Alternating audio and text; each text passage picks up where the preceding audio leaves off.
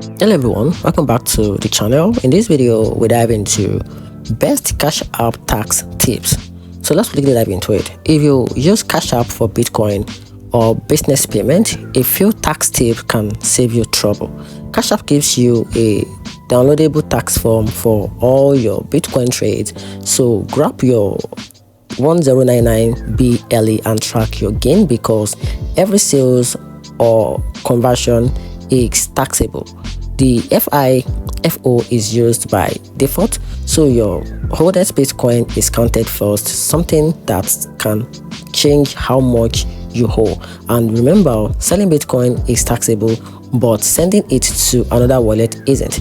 So for business user, every payment you receive counts as income, and Cash App send a 1099k once you passed $600. So keep personal and business transactions separate, save receipt, and document everything to avoid headache. Boost and referral aren't taxable, but promo Bitcoin rewards usually are.